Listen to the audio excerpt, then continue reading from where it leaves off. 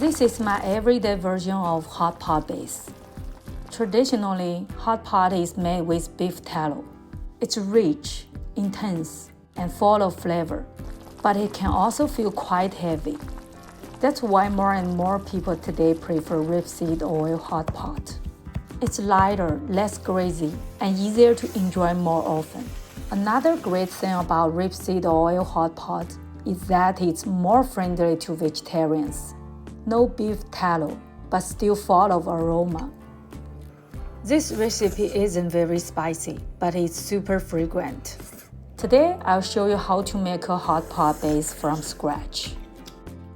First, let's prepare the chili paste. I'm using dry chilies from Sichuan. If you can't find these, just try your local dried chilies. You never know, it might turn out amazing. Let me know how it goes in the comments. Boil them in hot water for 10 minutes. Then chop finely. You can also use a blender, but don't make it too smooth. Next, prepare the spices. I'm using fennel seeds, Tsaoko, white cardamom, cloves, cinnamon, star anise, and bay leaves. Chop them into coarse pieces like this. Some sweet fermented rice. It adds fragrance, balances the spice, and makes the broth extra tasty. Here are two kinds of Sichuan peppercorns, green and red. If you don't have green ones, red ones are fine. Other ingredients include Doubanjiang, fermented black beans, sugar, salt, and minced ginger. Finally, chop some onion, garlic, and cilantro. Everything is ready. Let's start cooking. Traditionally, rapeseed oil is used in China. Since I live overseas, I use canola oil, which is a type of rapeseed oil and easy to find here. First, fry the onion, garlic, and cilantro in oil. This infuses the oil with a fragrant aroma. When they turn brown, remove them. Next, pour some oil over the Sichuan peppercorns to release their aroma. Add the ginger and stir fry until it's dry.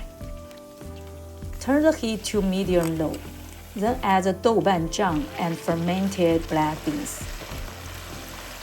This step takes time. Stir constantly and let the ingredients release their aroma slowly.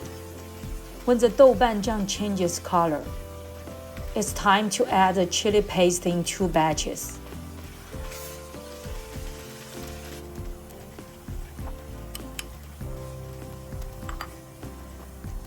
Once the chili paste dries and smells fragrant, add the sugar, spices, sweet fermented rice, and Sichuan peppercorns. Keep stirring and let everything release its aroma. The whole process takes about 30 minutes. Look at the color. The smell alone is mouth-watering. Finally, add salt and a few dried chilies. You can add a bit of this hot pot base to just about anything. Stir fries, noodles, soups. It goes well with everything. Let it cool and store for 2 days to let the flavors melt together. In our family, we always make some meat broth. It adds richness and depth to the hot pot.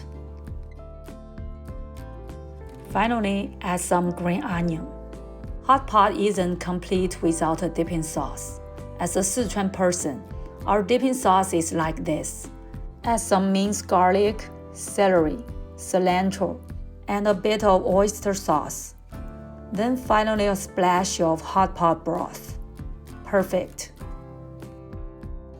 If you have mushrooms, add them first and simmer it, bring out their aroma. If you try this recipe, let me know how it turns out in the comments. Don't forget to like and subscribe for more. Bye!